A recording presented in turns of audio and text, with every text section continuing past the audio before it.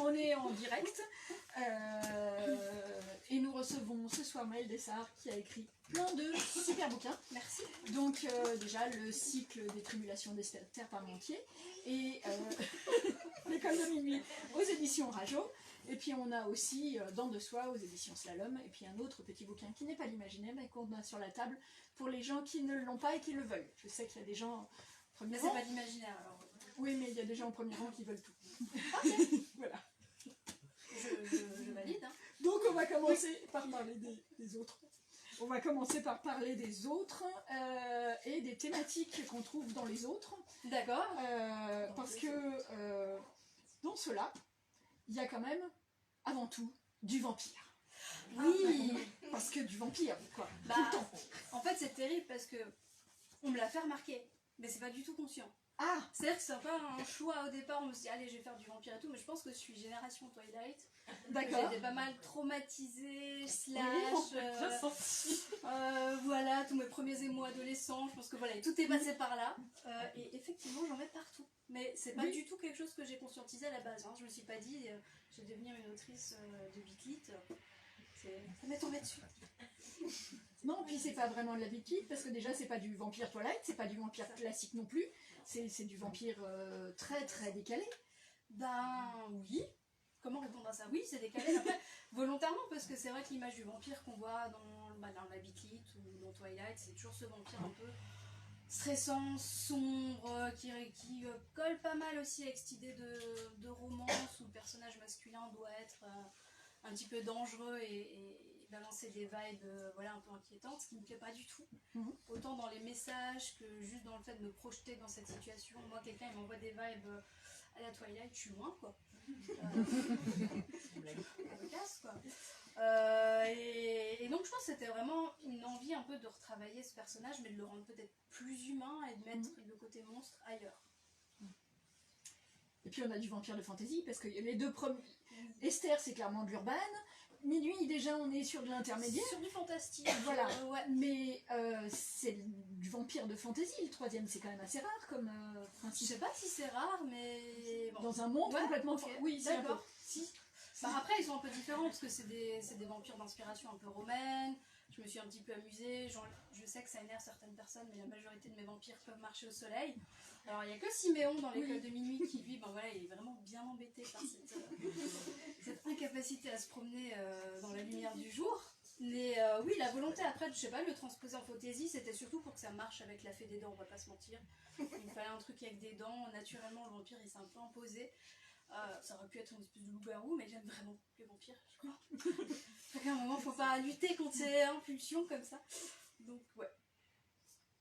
Si vous avez des questions ou des remarques aussi En général, mais... Ah, c'est à la fin. Oui, donc on non. fait les... Voilà, surtout pas. Je pose ma question et après on va... Le premier qui part, elle dit ça. Non, mais parce qu'après, je pique toutes mes questions et j'ai plus de questions et oui, je sais plus quoi poser. Voilà.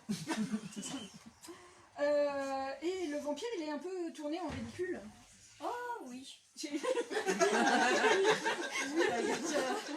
Après tous mes persos un petit peu. Hein. Je crois qu'il n'y en a pas vraiment qui sont épargnés. Le jeu. Mais pour moi ça fait partie du réel en fait.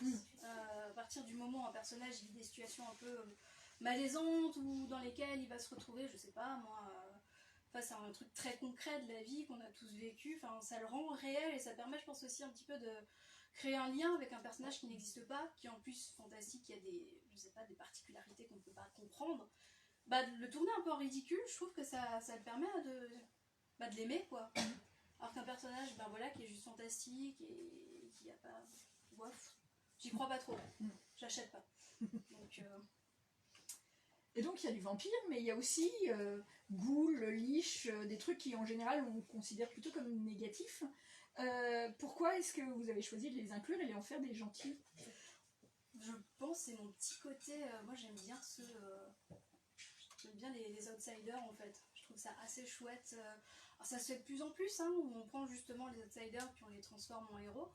Je trouve que c'est sympa, ça change de ce qui se faisait il y a quelques années, mais on va pas se mentir, ça se fait beaucoup maintenant, mais je trouve que c'est positif. Et puis, j'avais une idée de réponse qui m'a échappé. Bon, en plus, c'était hyper intelligent. C'est hyper énervant quand ça arrive, ça va revenir. La question c'était... Ah oui, alors c'était pas intelligent, mais c'était une anecdote. Et pour le coup, c'est moins...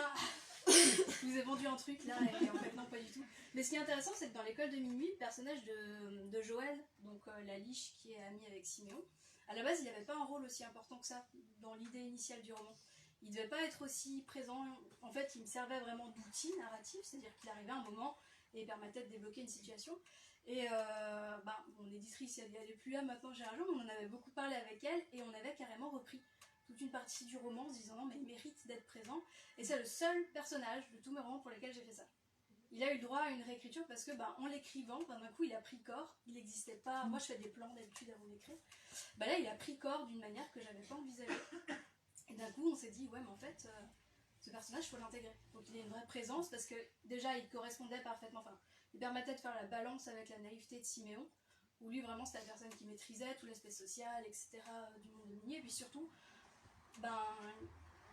c'est un personnage qu'on voit pas souvent, qui a cassé la porte, c'est Lydie.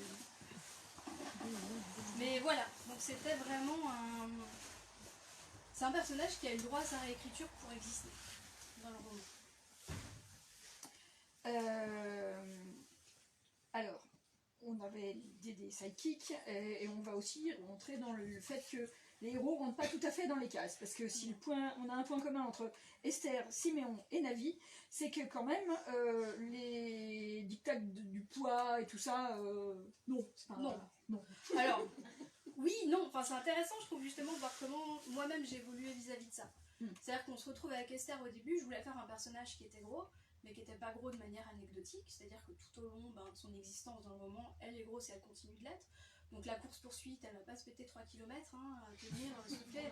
Au bout de 20 mètres, elle est morte, elle est par terre, elle dit abandonne-moi, ça sert à rien. Et pour moi, ça c'était crédible, parce que des fois on voit dans les romans ou même dans les films, le perso gros qui va sprinter pendant 2 km.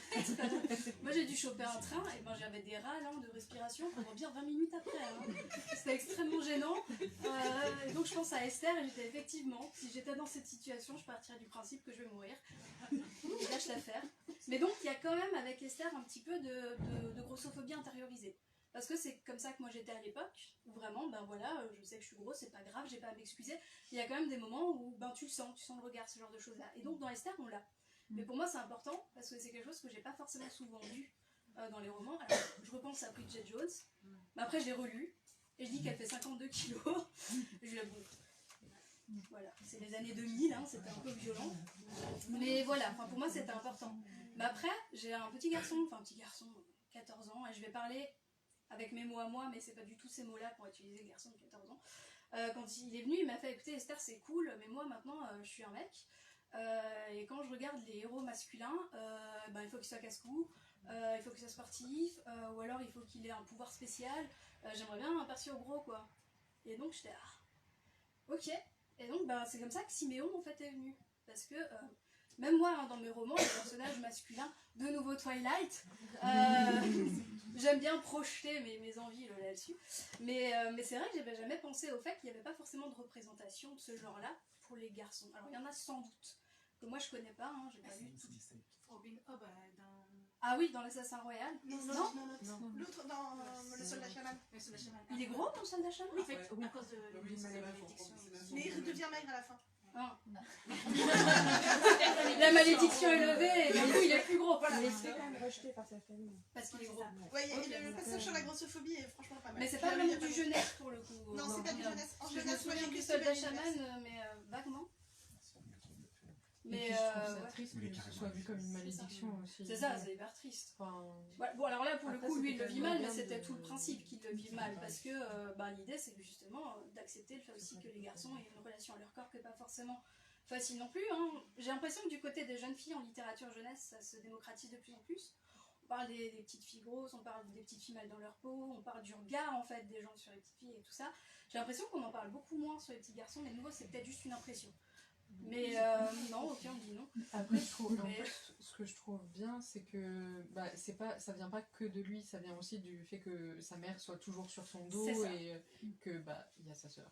Voilà. Alors là, je dis maman qui me regarde peut-être. Je sais que toi, tu n'as jamais fait ça. Mais pour avoir eu des copines grosses, elles étaient constamment pas harcelées, le terme est fort, mais leur mère était constamment derrière. C'est-à-dire que toi, t'étais là avec ton petit goûter à l'école, elles avaient leur servi leurs carottes, quoi. Donc voilà, autant dire que c'était un peu tristoun. Mais donc voilà, ce personnage, il est né de cette manière-là, c'est-à-dire que ce garçon, il est venu me dire, bon ben super, mais bon, j'ai du mal à m'identifier à un personnage féminin. Bon, pourquoi pas, est-ce que ce serait possible d'avoir une représentation masculine d'un personnage de ce type-là? Donc c'est comme ça que Siméon est né. Et finalement, dans le soi, l'idée c'était de créer un monde où il n'y a pas de grossophobie. Donc c'est aussi une évolution de ma propre réflexion autour de ça, hein. Je ne vais pas faire que ça maintenant, mais je trouvais ça intéressant d'imaginer un univers dans lequel le physique finalement rentre pas en considération quand on commence à classifier les personnes en guillemets. Et il y a d'autres choses en fait, sur lesquelles on va se baser, parce que ce serait trop beau sinon. Mais voilà, donc pour moi c'est intéressant parce qu'il y a une révolution de ce côté-là. Mais bon, quand même, malgré tout, dans le premier tome, dans Esther, elle n'est pas complexée au point de s'habiller. Non, voilà. Pas du tout. Elle est quand même à l'aise par rapport à tout ça. Oui, c'est sûr que Exactement. quand elle doit courir parce que c'est compliqué. Voilà. Mais les jupes, les shorts et tout ça, et ça c'est quand même super agréable de voir à quel point elle en a absolument rien à faire. Bah c'est ça, à un moment c'était un petit peu mon fantasme d'en arriver à là. Donc non, elle est assez cool là-dessus. Et puis souvent, ce qui est bien aussi, c'est que c'est les personnages principaux, parce que souvent le petit gros, c'est le sidekick. Ouais. Donc c'est soit, on en parlait un peu avant, mais c'est soit celui qui fait des blagues, soit celui qui est un geek informatique. Bon là je pense carrément à Spider-Man, hein, où t'as le geek informatique gros, la totale, avec des lunettes, asiatique parce qu'il est fan d'informatique, ils ont tout pris, ils ont tout coché. Vraiment c'est lourd quoi. Il manque le handicap. Pardon ? Il manque le handicap. Il manque le handicap. Mais pour le coup, c'est un autre sidekick, ça. D'habitude, c'est un autre profil. Mais ouais. Mais clairement, c'était aussi une petite fatigue de quand j'étais petite, hein, que je lisais des romans jeunesse. Le gros, c'était le méchant, c'était Dudley. Ou alors, c'était l'idiot, gentil, ou le gars harcelé. Enfin, t'avais approximativement ces trois rôles que tu pouvais rôler. Et puis, voilà. Et autre truc qu'il y a dans tous, c'est que c'est très drôle.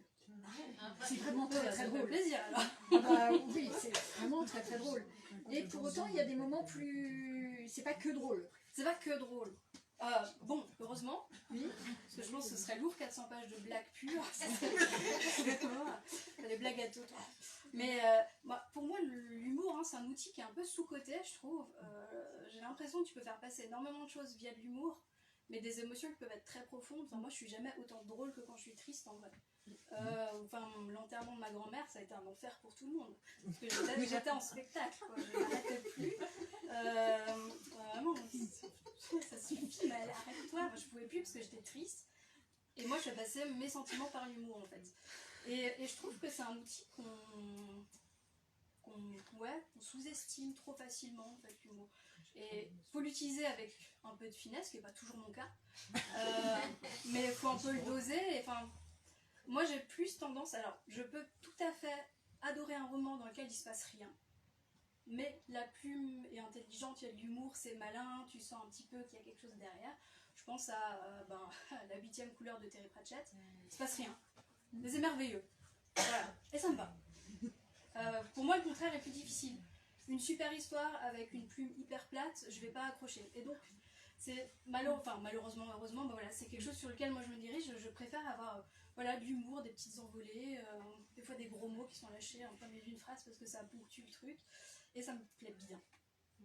Et donc, je suis contente que ça fasse rire. Je sais que ça passe ou ça casse. Hein. Mais pour nous, ça a l'air de passer. Merci beaucoup. Je pense que si les gens sont là, c'est ça va. Ou alors, il y a des tomates qui vont arriver après, mais il y a des livres derrière moi. Et si on continue sur Esther, il y a beaucoup de références de pop culture. Ouais. Ah, merci. Là, oui. Merci. K2000. Bah oui. Parce que c'est ma culture, qu'elle est souvent pas appréciée. Hein, on va dire, les gens vont dire la culture de génération milléniale. Milléniale maintenant parce que je suis vieille. Mais c'est souvent quelque chose qui est vraiment méprisé par les générations d'avant, qui vont ne jurent que par certaines littératures qu'ils ont lues. Si t'as pas lu Maupassant, Balzac, si c'est pas ce que tu cites, c'est chiant. Moi j'aime pas. J'ai dû les lire à l'école et comme on m'y a forcé, j'ai pas apprécié. Je les ai relus depuis, j'ai pas apprécié. Fallait que je le fasse pour honnêteté intellectuelle. Mais je trouve ça chouette, moi, que chacun, surtout ça permet en fait d'avoir plusieurs niveaux de lecture. C'est ça que j'allais dire. On va avoir les parents qui vont lire, parce que les parents ont mon âge maintenant, qui vont lire et qui vont voir des références. Les jeunes vont pas forcément les avoir, ils vont aller chercher un petit peu dans les notes de bas de page, ils vont fouiller. C'est un peu rigolo, ça permet un peu de faire de l'entre-génération. Et puis moi ça me fait beaucoup rire parce que j'ai été élevée dans un univers de pop culture, hein. Mes parents sont fans de tout ce qui est fantastique, science-fiction, enfin j'ai lu des... On allait au cinéma, il y avait des BD, des livres partout et voilà, je trouve ça cool quoi, de partager ça. Oui. Alors ça date le livre, c'est vrai, oui. mais en même temps ça marque une époque quoi. Oui, et puis... Ouais, après, c'est-à-dire que les classiques, ils avaient aussi leurs références de pop culture. Exactement. Et voilà. Exactement. Alors, on va parler un peu de la fée. De la fée. Parce que quand même, normalement, le truc le plus kitsch du bestiaire de l'imaginaire, c'est un peu la fée, et surtout la fée marraine. Exactement. C'est un peu ce que je me suis dit. Là aussi, c'est le but, c'est de renverser un peu les clichés, les habitudes. Alors, l'objectif avec ce personnage, c'était...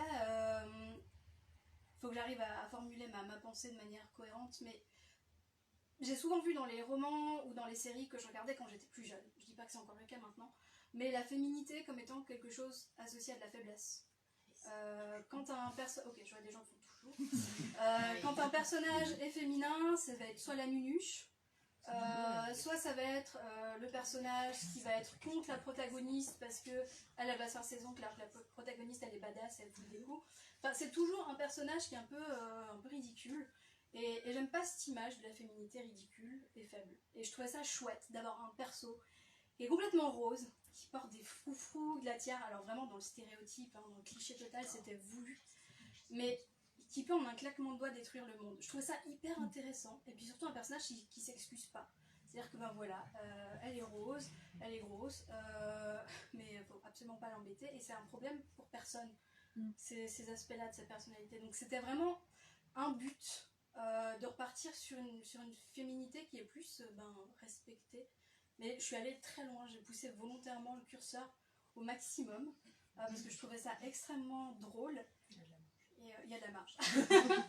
et c'était le but, clairement. Et donc, elle n'est pas, au début, toujours si sympathique que ça, la Navi. Non, elle est assez détestable. Hein. Voilà. C'est risqué d'écrire une héroïne de ce genre. On risque pas de perdre des gens avant. À quel moment on sait qu'il faut qu'on passe à apprécier c'est pour ça qu'il y a une deuxième voix dans le roman. Oui. C'est-à-dire qu'on a le perso de Navi qui est insupportable. Tout le monde a fait la remarque. Hein. Au début, elle est drôle, mais tu la veux pas dans la pièce avec toi. Mais c'est pour ça qu'il y a Devin avec elle. Parce que Devin, finalement, va générer de la sympathie, de l'empathie. Tu vas dire, oh, le pauvre petit. Et après, t'as Navi. Et t'es là, puis insupportable. Et c'est comme ça que je joue en fait dessus. Mais si avec que Navi, j'aurais absolument pas pu faire ça. Parce que si tu crées pas un petit peu d'empathie ou de sympathie avec ton seul personnage narrateur, je pense que c'est vous à l'échec. Je pense. Oui. Peut-être que j'ai tort. Hein. Je sais pas. Je pense que c'est compliqué. Mais clairement, c'était un peu un pari parce que l'humour a fait qu'elle s'est passée. L'humour a fait que les gens ont accepté qu'elle soit insupportable. Si elle avait pas été drôle, ce serait pas passé. Parce que c'est pareil, Siméon il est gentil, mais au début il chouine beaucoup quand même. C'est un gros chouineur. Il a 14 ans. Il a 14 ans. C'est normal de chouiner à 14 ans. Bah oui, c'est ça. En fait, Siméon, il est chou parce que c'est un petit garçon. Je suis navrée si vous avez 14 ans, vous me regardez.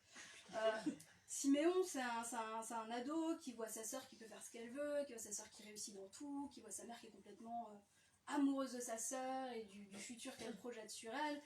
Et lui, il est pétri d'incertitude, et j'ai oublié le terme exact, mais je pense que vous voyez tout ce que je veux dire.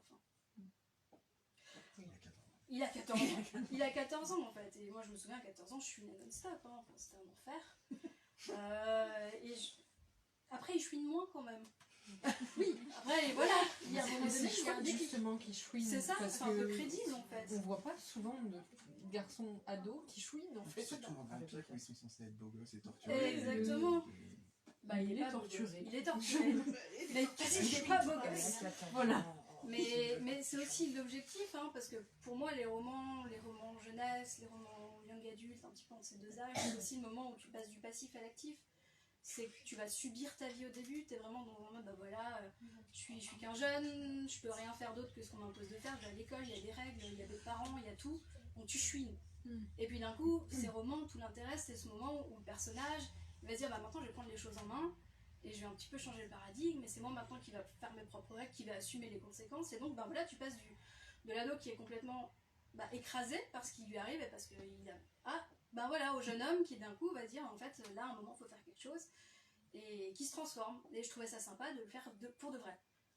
Donc clairement, il chouine au début, il se tait quand sa mère lui parle, parce qu'il sait que ça sert à rien, et donc et puis à la fin, il dit, maman, tais-toi, et puis voilà quoi. Donc, Et au passage, il s'est fait des copains. et il s'est fait des copains. Heureusement, parce que le livre serait très chiant.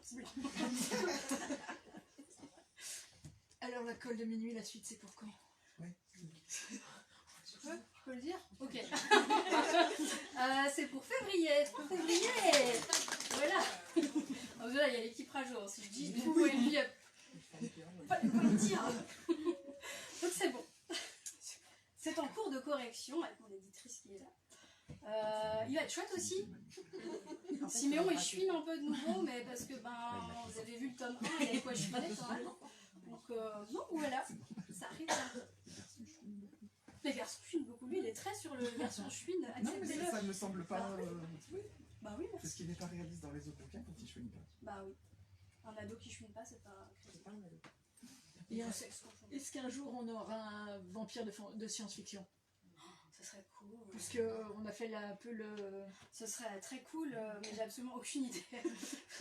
Mais alors la science-fiction, c'est un genre que j'ai pas exploré. Pour le moment, j'ai aucune idée de science-fiction.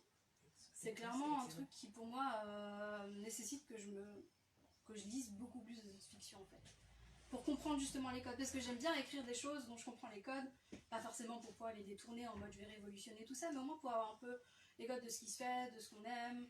Moi je regarde surtout des séries de science-fiction en fait, plus que de la lecture, je sais pas trop pourquoi d'ailleurs, c'est bizarre. Chacun son kiff, j'aime bien les effets spéciaux. Mais ouais, peut-être un jour, qui sait. Ouais. Et d'autres projets dans les tiroirs? Ouais, Tu peux t'annoncer ou pas? Je sais pas si je vais en parler, on va mettre il y a plein de romans qui sont prévus. D'accord. Plein. Est-ce qu'il y aura des vampires? Il n'y a pas de vampires, mais je peux le dire sans le dire qu'il y a une espèce d'histoire de zombies qui sont pas vraiment des zombies, donc ça vire sur un autre concept. Il n'y a pas de vampires. C'est pas des marmottes zombies, promis. Elles sont traumatisées. Ce ne sont pas des marmottes zombies. Non, il n'y a pas de vampires. Il y a le tome 2, évidemment, où il y a Siméon qui est toujours là. Oui. Spoiler. Il reprend dans le tome 2. Mais non, sinon, il n'y a plus de vampires. Ça y est, j'ai fait le tour. Non, je plaisante. Ça reviendra. Mais voilà. Est-ce qu'il y a des questions dans le public? J'imagine qu'il y en a 15 000. Allez-y. Alors déjà, une confession, j'ai lu aucun de vos livres. C'est très sympa d'être venu. Alors en fait, je suis ici en députation pour être honnête. En quoi? En députation pour mon amoureuse qui se trouve être en Alsace, là où j'habite normalement. Mais là, je suis Très en bon choix, l'Alsace. Exactement. J'ai deux questions. Comment est-ce que vous avez fait pour cerner deux questions qui m'ont été confiées? D'accord. Comment vous avez fait pour cerner aussi bien le climat alsacien? Je suis alsacienne. Voilà, très bien. Voilà, ça c'est fait. Parce que les Alsaciens ils s'en rendent pas toujours compte de mon expérience personnelle, tu vois, de comment est le climat alsacien. Et la deuxième question c'est à propos du positionnement de Esther Parmentier.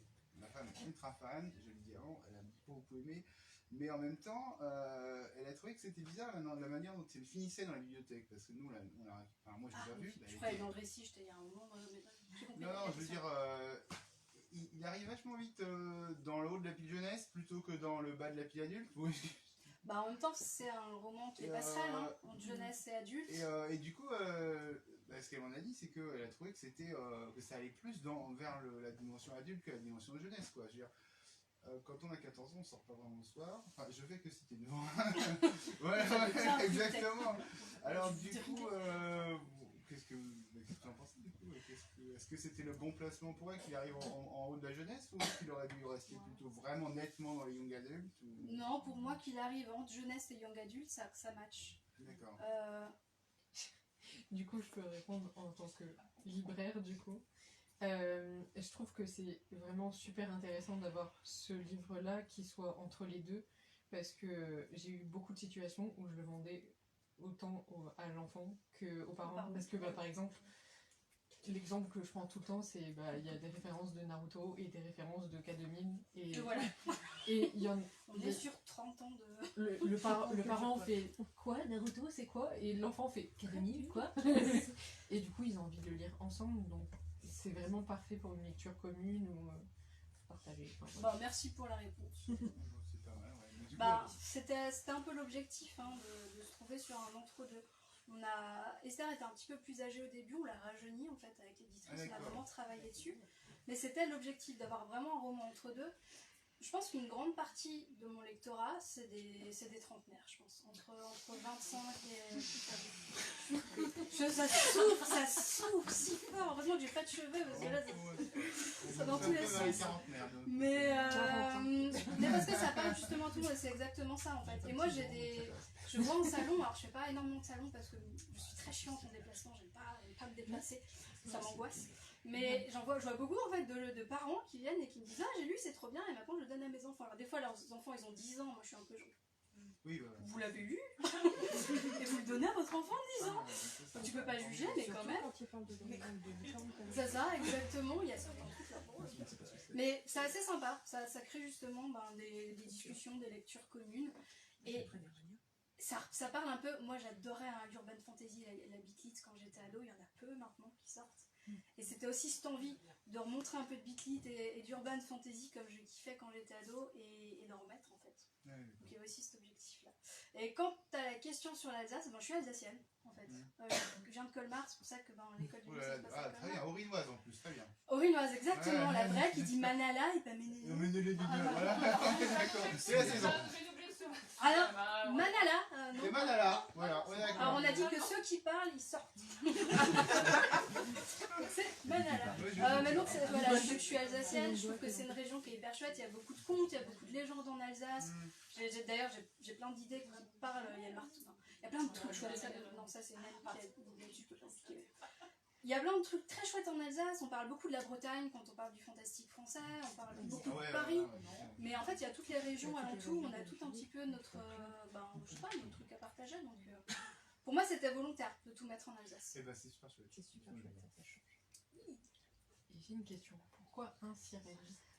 Pourquoi un sirène et pas une? C'est la première fois que je vois un sirène. Bon, parce qu'il faut bien qu'il y ait des mecs. Oui, non, je pense, en fait peut-être pas, c'est pas obligatoire. D'où c'est venu? À la base, j'hésitais à le rendre non-binaire, j'avouerais, mais je maîtrise pas le sujet. Et en fait, en essayant de l'écrire, je me suis rendu compte, en fait, à un moment, il faut accepter que tu maîtrises pas tous tes sujets. Il y a des personnes qui sont concernées, qui vont écrire des personnages qui vont être crédibles et réels, et essaie pas d'aller dans un truc que tu maîtrises pas. Et après, je me suis dit, bon, franchement, un mec, ce serait drôle, quoi. Et drôle dans le sens où, en fait, pour moi, le sexe n'a pas forcément une importance capitale quand j'écris des personnages. Alors, Siméon, oui, parce que c'était la demande de ce garçon qui m'a dit, voilà, moi, en tant que personne, je m'identifie à un garçon. Il n'y a pas de garçon comme ça, oui. Mais sinon, habituellement, mes personnages ne sont pas forcément pensés en termes de sexualité. C'est-à-dire qu'ils vont avoir plutôt des archétypes, qui vont me servir à des choses particulières au cours du roman. Et après, on va les changer. Dans le plan initial de l'école de minuit, R devait être un garçon. Et il y avait un autre personnage qui avait été changé. Et Joël devait être une liche féminine, en fait.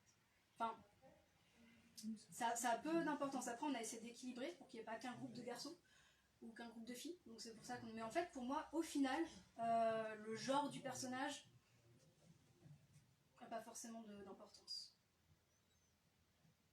Dans la littérature jeunesse, en tout cas. Après, dans la romantaisie, voilà. Encore une fois, moi, je suis pas dans le spectre LGBT, donc je fais des romans hétéros.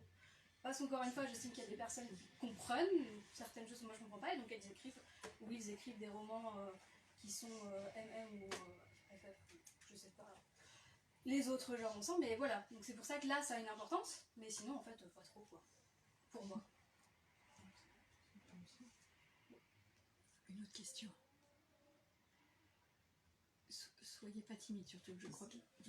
J'ai une petite question. Ouais. Est-ce que ça influe le fait d'avoir bougé en Suisse sur le fait qu'il y ait toujours des gens qui s'accaparent un petit peu des richesses et qui sont pas très sympathiques? Parce que on a quand même un peu entre là, le partage de la magie là-dedans, les gros un petit peu là, les points. Je peux pas dire ça, j'en dois faire naturaliser, ils vont me retirer ma nationalité. C'est un thème récurrent. En fait, c'est un thème récurrent, mais qui est pas lié à la Suisse. Je viens d'une famille de syndicalistes. Voilà, ok, non, mais Pour vous donner une idée, je vis en Suisse. non, Ça se passe très bien. Toujours des bonnes relations avec mes parents. C'est très drôle, à chaque fois qu'ils disent ah, c'est très française. Toi, je oui. Donc, je viens d'une famille de syndicalistes où, bah voilà, j'ai mon parrain, il est président de la CFDT. Enfin, on allait faire des piquets, c'était très sympa. Et donc, oui, c'est des sujets qui m'ont toujours, moi, beaucoup intrigué, beaucoup questionné sur pourquoi ça se fait, pourquoi c'est accepté. Après, ça reste des thèmes demeurant parce que c'est quelque chose qui me questionne. J'essaie non plus de ne pas être trop dogmatique dans les récits parce que je trouve que c'est important quand tu fais de la littérature jeunesse de ne pas essayer de vendre une idée. C'est plus important qu'ils se questionnent en fait et qu'ils se fassent leur propre opinion sur le sujet plutôt que de leur dire vous avez vu, c'est mal. Alors en fait c'est mal. Dans les deux, entre mais clairement. les goules d'un côté et les liches de l'autre. Exactement. Il y a un questionnement autour de ça. Après il y a aussi tout ce qui est autour de l'atome, c'est beaucoup autour des questions de l'énergie, hein, on va pas se mentir, ça me travaille beaucoup ces questions-là. Et sur le fait que les nouvelles générations vont devoir assumer certaines choses qui ne sont pas forcément du fait des nôtres, hein, ni de celles d'avant, mais voilà, qui se retrouvent dans un monde qui est quand même plus compliqué à gérer, j'ai l'impression, que quand moi j'avais leur âge. Et donc c'est aussi un petit peu cette envie-là de ne pas forcément mettre ça derrière. Après, dans mes prochains romans, je vais moins appuyer là-dessus, parce que je pense qu'ils ont aussi le droit d'avoir des textes qui sont un peu plus légers là-dessus, et qui soient peut-être pas anxiogènes sur ces sujets-là. C'est une réflexion en tout cas que j'ai. C'est quand même marrant à chaque fois. C'est gentil. En tant qu'adulte, c'est toujours marrant de se dire le côté à côté. Mais non, c'est pas forcément lié à la Suisse, c'est lié à mon côté syndical. Ok. Non, mais c'était la blague pour la Suisse. Cher gouvernement, regardez-moi. Oui, mais à un moment, elle va à Genève dans le tome 2. Et là, c'était clairement. Ça m'a fait rire parce que quand je suis arrivée à Genève, moi, c'est la première ville dans laquelle je me suis installée en Suisse avec mon compagnon. Et j'étais choquée. Enfin, vraiment, c'était impensable. Les tarifs étaient ridicules, il n'y avait que des voitures de luxe partout. Je ne comprenais pas ce monde-là. Et juste à côté de ça, bah, tu traverses en France, c'est pas la même ambiance. Qu'est-ce qui se passe? Donc c'est oui, clairement là c'était un petit... Il y a du vécu. Sur le coup, la découverte de la Suisse, il y a du vécu. Je l'aime quand même, ça fait 12 ans que j'y suis maintenant. Mais... Non mais je suis obligée. C'est contractuel. C'est parti, j'ai juré. Une autre question, je suis sûre que vous en avez. Oui. Alors, moi, ce sera pour un cheveu. Oui. Est-ce que ça a été compliqué de l'écrire? Alors, je pensais pas quand j'ai commencé à l'écrire, je m'étais dit ça va, c'est derrière moi. Et en fait, ça a été hyper libérateur comme écriture. Parce que j'ai volontairement fait le choix de traiter le sujet avec humour, en me disant que bon, ça va, en fait, c'est bon, maintenant ça va pas, je parle de mes cheveux depuis longtemps et tout. Et en fait, ça a été plus intense que ce que j'imaginais. Donc, l'écriture a été difficile, mais je suis obligée d'avouer qu'il y a eu un petit côté cathartique. J'aime pas dire ça d'habitude, quand les gens disent ah, j'ai tellement d'émotions. En fait, si, ça se fait vraiment, c'est quelque chose qui peut se faire. Mais oui, un peu. Ça a été un peu difficile, effectivement. Mais c'est ça qui est bien avec le contemporain, finalement, c'est que tu es obligé d'aller peut-être plus profond dans certains sentiments. Le fantastique, tu vas traiter des thèmes, tu vas traiter d'autres choses, tu vas un peu plus les camoufler. Bah, moi, j'aime bien traiter des sujets que je maîtrise, donc pareil, le contemporain, je vais parler de beaucoup de choses que je maîtrise et que j'ai vécues et que je connais. Et donc forcément, bah, ça va aller un peu plus loin dans les émotions, dans les souvenirs et dans tout ce qui a été vécu. Et donc c'est peut-être un peu plus intense en termes d'émotions. Mais en tout cas, ça... Enfin, moi personnellement, en tout cas, ça m'a énormément aidé. Ah bah, ça me fait super plaisir. Moi, j'ai eu beaucoup de jeunes filles qui m'ont écrit en me disant ça va pas mieux, mais je me sens moins seule, je te parle. Voilà. Ouais, c'est un peu le but. Après, je suis pas... Et vraiment, la sacralisation de la perruque au début est géniale. Bah, j'ai vécu, hein. Ouais. Quand je suis allée à un nouveau travail avec ma perruque, vraiment, c'était ça le feeling. C'était personne ne marre. Et au final, j'ai dit à tout le monde. Première chose que j'ai dit en arrivant, j'ai une perruque. Mais parce que ça me... Putain, les gens vont le voir, alors autant le dire, tu vois, autant... Mais bon. Et on se rend pas compte non plus de ce que ça implique d'avoir une perruque. On se dit, bon, c'est cool. Enfin, Non, c'est un enfer, mais ça gratte, ça fait chaud, tu sues du crâne. Quoi. Moi, c'est une sensation que je pensais jamais vivre, en fait, d'avoir le crâne qui sue. Je pensais même pas qu'on pouvait suer du crâne. Oh bon, c'est un enfer. C'est un enfer. Je recommande à personne. Mais en plus, elles sont globalement assez moches, hein, les perruques. Alors c'est intéressant parce que j'en avais parlé à mon perruquier et je lui avais dit mais pourquoi je ressemble à Tati Germaine? Il me donnait des trucs avec des bouclettes et tout, j'étais mais enfin, hein, je sais pourquoi vous faites ça. Il m'avait expliqué que c'était intéressant, enfin, il m'avait expliqué quelque chose d'intéressant, qui était qu'il avait beaucoup de patientes qui étaient atteintes de cancer et qui ne voulaient pas, même inconsciemment, que leurs cheveux de perruque soient mieux que leurs cheveux réels. Et il fallait que ça reste un peu moins bien. J'étais oui, mais moi je vais les garder à vie, cette perruque, je ne peux pas ressembler à ça tout le temps. Et donc on avait dû pas mal travailler, et même là, enfin, je veux dire, ça n'allait pas, quoi. Ou c'est psychologique, mais parce que d'un coup tu as une mèche de cheveux qui te rentre dans la bouche et c'est pas tes cheveux. Moi j'ai jamais réussi à passer au-dessus de cette sensation, vraiment de la... c'est pas... C'est vraiment assez dégueu. D'autant qu'il n'y a aucune traçabilité, ça c'est un vrai problème, hein, sur la provenance des cheveux, tu sais pas d'où ils viennent. Et il n'y a aucun moyen de savoir d'où ils viennent. Et ça je trouve ça extrêmement grave. Donc il y a du trafic en fait, beaucoup en Asie. Et en Inde, ouais. Et t'as aucune traçabilité. Tu sais pas si les personnes qui ont donné les cheveux leur sont rémunérées. Tu peux rien savoir. Et moi, ça me dégoûtait d'autant plus. Je ne veux pas participer à ça. J'en ai des petits frissons parce que je trouve ça terrible. Et les cheveux synthétiques, c'est pas possible. Bah, c'était les petites bouclettes à la Germaine. Ça faut pas le faire. Donc, je vais raser. Et au final, je trouve très bien. En été, c'est génial. Oui. Encore des questions. Je suis sûre que vous avez des questions, vous n'osez juste pas les poser. Moi j'ai une question de la part de ton auditeur. Mais, non, mais en fait, tu parles de l'humour, tu en parles très bien. Et finalement, avoir le bon humour qui touche les lecteurs, c'est très très difficile de trouver le. Vraiment, nous on lit des textes qui se veulent drôles et qui ne sont pas drôles, on en lit beaucoup. Et là, ton humour, il est très percutant, il fonctionne. Enfin, c'est. Voilà. Et quel est ton secret? Je pense que mon secret, c'est... Alors, ça va pas forcément parler en ma faveur, hein, mais j'ai vraiment une voix dans ma tête en réalité. C'est bon, j'attaquerai personne à la sortie de la librairie, mais je me fais régulièrement des dialogues solo dans la tête. C'est-à-dire que mon copain, des fois, descend, je suis en train de faire la vaisselle, je ris toute seule, mais parce que je suis littéralement en train de discuter avec moi-même.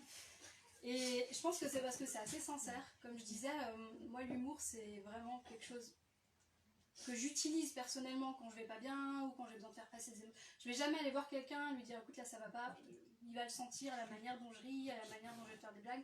Et je pense que comme c'est sincère, bah, ça passe dans l'écriture. Mais je pense voir un petit peu ce que tu veux dire par certaines fois l'humour. J'ai lu des romans aussi hein, qui se veulent drôles, des fois je suis là, c'est malaisant en fait. Ouais. T'es juste là, la vache quoi. Il y a une question de référence dans l'humour et qu'il faut avoir la même référence que le lecteur et c'est ça qui est pas est toujours facile surtout alors par rapport à un lectorat plus jeune par exemple. Donc voilà. Après j'ai beaucoup joué aux jeux vidéo, genre vraiment beaucoup hein, et j'étais énormément en ligne. On s'en doutait pas. On s'en doutait pas. Ah ça alors. Mais donc ce qui fait que j'étais quand même énormément en relation avec des gens de 17-18 ans et dans le jeu vidéo, en tout cas moi là dans les milieux où j'évoluais, l'humour c'est sacré en fait. On passe notre temps à faire des blagues parce qu'on joue entre 30 et 40 heures par semaine ensemble et l'humour c'est hyper, il y a des gens que je connais sous des pseudos qui me connaissent mieux je pense que mes sœurs. Je connais pas leur prénom, je sais pas qui ils sont, je sais pas ce qu'ils font dans la vie. Et dans les jeux vidéo, il y a énormément d'humour. Et on va aussi développer un humour un peu contextuel. Et je pense que ça parle bien aux jeunes aussi, justement, parce que j'ai ces petites références. Et en jouant, je continue un petit peu à me tenir à la page de ce qui se fait, de ce qui se dit. J'ai toujours pas compris le quoi couper, mais je crois que c'est déjà mort en fait. Je crois que c'est déjà passé. C'est un petit peu à la Snapchat, ça vient. Ouais. Et du coup, dans l'humour, est-ce qu'il n'y a pas des fois où tu t'es dit, je vais trop loin? Alors, Ouais, je m'auto-censure. Enfin, il y a un moment où je me suis dit, bon, c'est drôle, mais... j'ai des éditeurs. En vrai, alors c'est pas de la censure, attention. Non, enfin, pas de la Mais censure, c'est, ils vont on me se dire dit, là c'est trop lourd. faut Là, rétro-pédaler, là. Ouais. Après, dans mes bêta lectrices, en fait j'en ai beaucoup, c'est mes sœurs. Et j'ai une de mes sœurs qui déteste lire. C'est clairement, c'est pas quelque chose qui... Alors elle lit des essais, philosophiques ou sociologiques, etc. Mais la lecture de fiction, c'est pas du tout quelque chose qui lui parle. Donc elle, c'est hyper intéressant parce que quand elle fait la bêta lecture, elle me dit là c'est chiant. Là c'est chiant, la maître est lourde, et c'est super cool parce que c'est hyper honnête. Enfin, je sais que si elle qui aime pas ça, en plus là elle souffre vraiment profondément, je sais que c'est le moment de supprimer. Mais clairement, c'est pour ça que j'adore travailler avec des éditeurs, parce que toi t'es là, tu fais tes blagues, tu t'éclates, et t'es là, non mais c'est trop rigolo, ils vont te dire là c'est la 5e à la suite sur le même sujet, peut-être que c'est le moment de t'arrêter.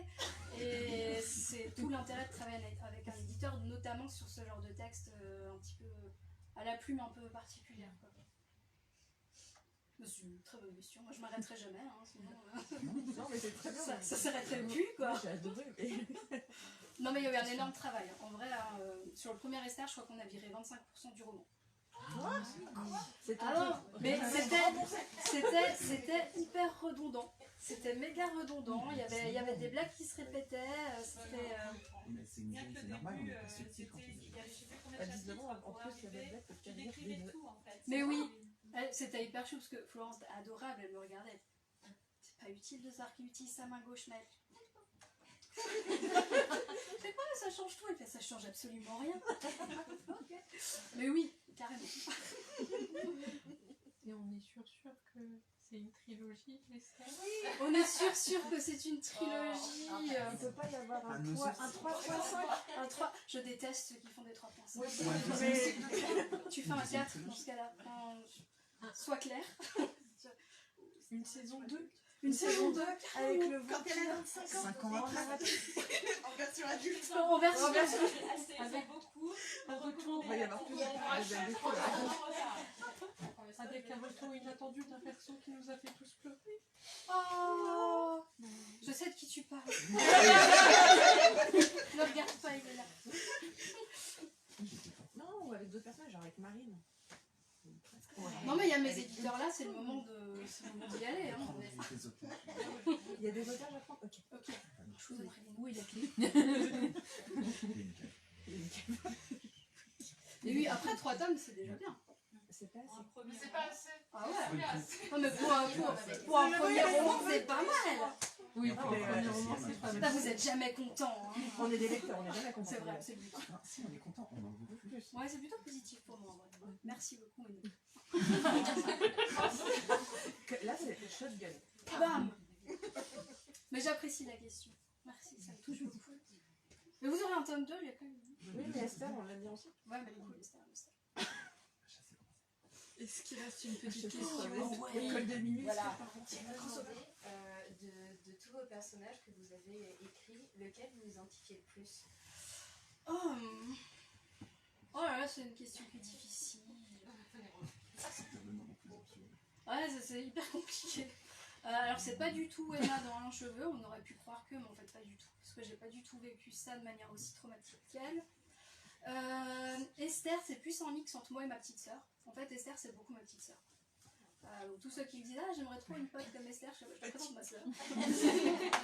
Elle est là. Peut-être Siméon parce que j'étais une grosse chouineuse en vrai. Non mais j'étais une pure chouineuse. Moi, j'ai loupé mon évaluation. Donc je dirais peut-être un peu Siméon. Tous les autres personnages sont quand même sont beaucoup plus caricaturaux. Genre Navy elle est trop dans l'excès, Devan il est trop dans l'excès. Joël il est trop dans l'excès en mode revendicateur, j'étais pas comme ça à 14 ans. Plus maintenant à 35 ans. Non il est plus vieux, tu as raison. Il est plus vieux, mais même à 15 ans j'étais pas comme ça. Donc je dirais peut-être Siméon, pour le petit côté, le monde me déteste, c'est la faute à l'univers et au contexte sociopolitique. Si je veux donc être Siméon. Puis j'allais pas beaucoup au soleil quand j'étais ado non plus. Non, pas trop. Effectivement, je suis prendre la vitamine D, parce que le soleil, ce n'est pas quelque chose du mot. Bon, bah, si vous n'avez pas d'autres questions, que vous voulez directement les poser pendant la dédicace, on fera ça. Eh bien, merci beaucoup. Avec Merci grand plaisir. d'être venue pour nous parler de tout